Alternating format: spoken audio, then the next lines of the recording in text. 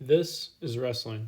Wrestling is the oldest form of recreational combat in the world. Over 20,000 years old, the goal is to score points on your opponent over the course of 3 2-minute rounds.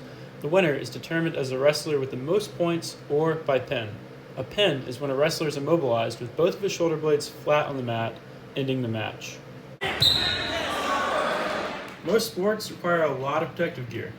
In football, you wear helmet and pads. In baseball, you wear a cup. But in wrestling, the only required gear for a match is headgear and a singlet. Hold up. Pause. You're probably asking, what the heck is headgear? As the name suggests, headgear is worn on your head like this.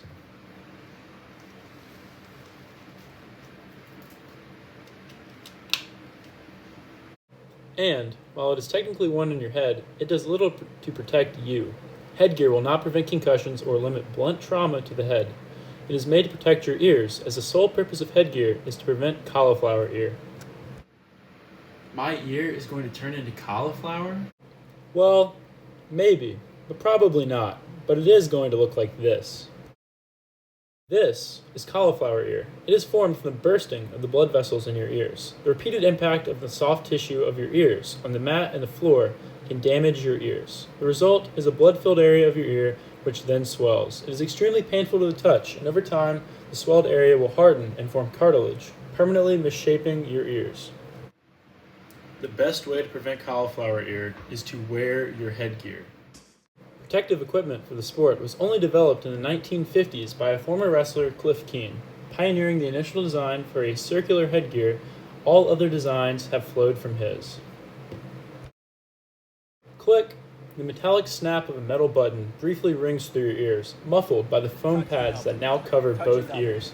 The world around you, seconds before loud with the jumbled noise of whistles, shouting, and cheering, is now dulled by a low buzz of white noise. 2 discs cover both ears. Soft foam covers harder plastic inserts. 4 plastic straps connect the discs together, spanning over the top and back of your head, your forehead, and your chin. The strap under your chin clicks to secure itself. With the movement of your jaw impeded, the headgear stabilizes your head. This irritant increases the overall stress of the match.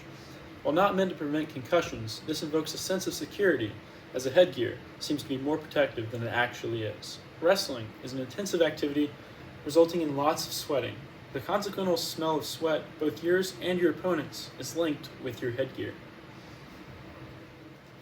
When worn correctly, the straps guarantee a snug fit and the ear pads are large enough to cover both ears.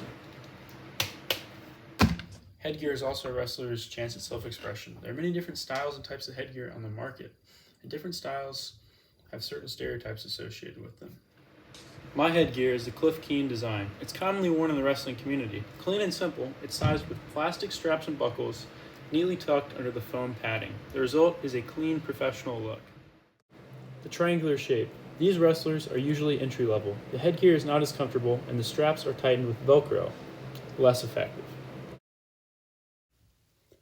The mask. The mask is worn when wrestlers get facial injuries, such as a broken nose. As headgear is not meant to prevent head injury, this mask merely covers a broken nose or a similar injury to prevent further damage.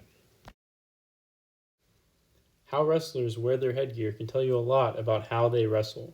Oftentimes, many new wrestlers mess with headgear throughout the match due to it moving on their head.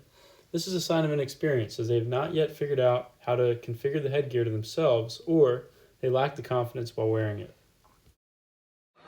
The headgear is unique to the wrestler. The 4 straps now serve as a blueprint to the wearer's head, unique and identifiable to him only. One size truly fits all, but every fit is unique.